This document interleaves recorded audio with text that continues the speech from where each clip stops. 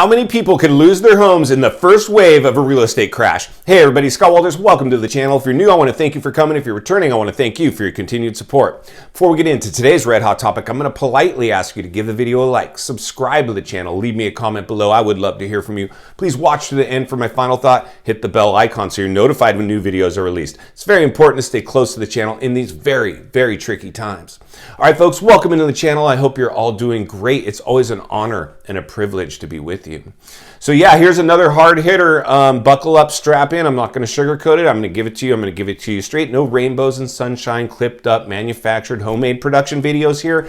Only real talk from an industry insider who saw a way too euphoric real estate market get way out of hand. It's become now out of reach for the majority of people, and we've put our real estate industry in a stranglehold. Commercial real estate continues to suck air.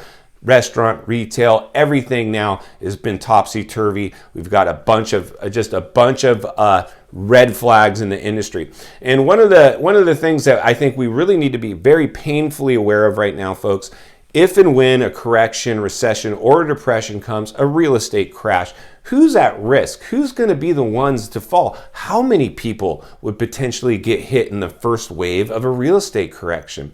It's a very important question, and it's, again, knowledge is power, and my job is to continue to serve my audience and protect people in the biggest real estate bubble ever produced in world history, folks. And that alone should scare people, but it doesn't. Many people are drinking the Kool-Aid, the narrative, real estate's too big to fail. Welcome to 2008. That's the exact narrative that was passed around in 2008. Real estate's too big to fail. Buy in now, get into the real estate market.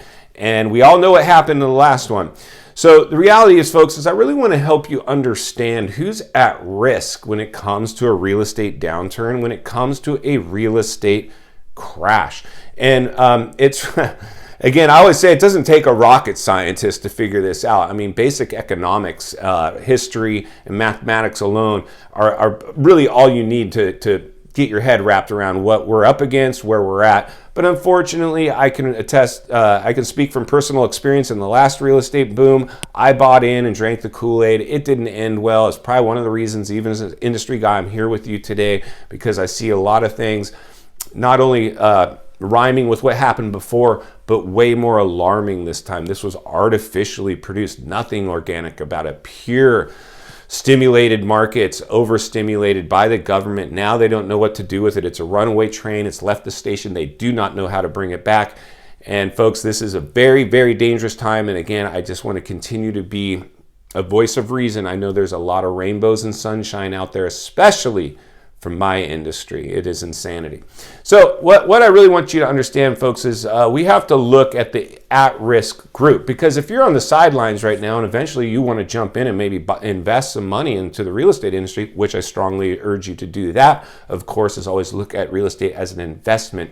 You know, I always say I'd be willing to live in a shoebox temporarily to buy up some rental properties. I really hope you understand that's the vehicle, that's the path to wealth. 95% of all millionaires made their money in real estate, not cryptos or stocks or whatever. There is real estate. You know, approximately 10 million people bought in the height of a real estate bubble through this past 2 years. And the scarier part about that one is not only 10 million people buying at the height of a real estate bubble, but many, many people overpaid, went above appraised values and paid over asking price. And that alone is very, very scary. Like I've said before, as an investor, I don't even like to pay asking price, much less over asking price. And welcome to the top of the bubble. The only place it has to go now is flatline before eventually it starts coming down.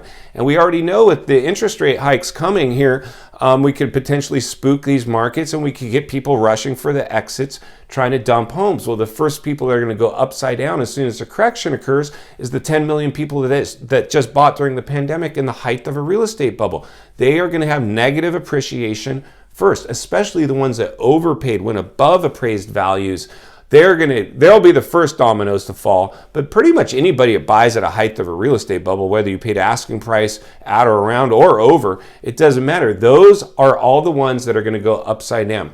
So then what we'll see is when a recession occurs and jobs start going away, we'll see some inventory come because of that, because people can just no longer make their payments. We're also going to see people that are going to be able to make their payments, but they're going to make it on a depreciated asset. That wealth they thought they had is now evaporated, and now they're paying on a house that they didn't really want in the first place. They just bought it because it was herd mentality, and they're overpaying on it, and they can't even sell it, or they're tied to it now. They're dragging a depreciated asset, hopefully, and you're going to hear, they'll be hearing statements like this: oh, don't worry, real estate cycles, it'll come back eventually. Yeah, well, it took 10 years for us to dig our way out of the last one, and this one will take much longer because the bubble is much bigger. We've never seen the type of numbers we've just produced throughout this pandemic, so it'll take longer. So again, folks, I really, like I always say, my job is to heat map and temperature check our industry for you. As an active licensed realtor, I really get an opportunity to see how people are thinking. And right now, the industry is in massive pain. I've reported on agents dropping out of the industry, lenders starting to offer adjustable rate mortgages again to try to get people's payments down, and then that's just shaky. We're seeing just inflation run through the roof, and basically we've stifled the inventory. Builders are trying to build these homes. By the time they get them to market, it could flip flop, and we could have this massive amount of homes with nobody ready to buy them because the interest rates have risen. And that's when we'll probably see these adjustable rate mortgages start being pushed, and people are going to do the same thing as they did back in 2008. So to all my commenters that said this is not 2008, starting to look more and more like 2008. So buckle up and strap in. The first step in getting past a problem, admit there's a problem. We have a problem. And as much as I'd like to tell you can't lose in real estate, you can absolutely lose in real estate.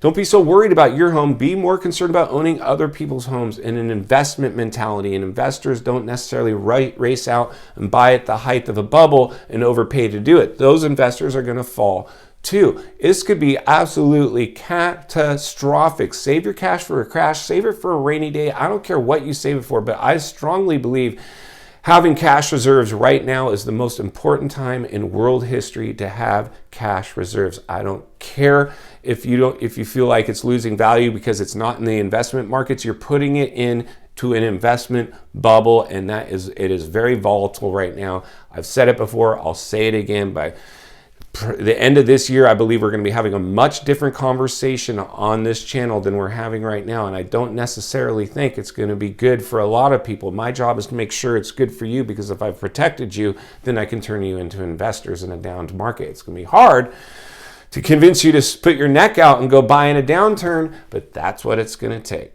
If you appreciate the content, I humbly ask you to give the video a like, subscribe to the channel, leave me a comment below. If you enjoyed this video, there should be another one appearing in your screen now, and a convenient subscribe button for your use. Go make it count today. I'll see you on the next video.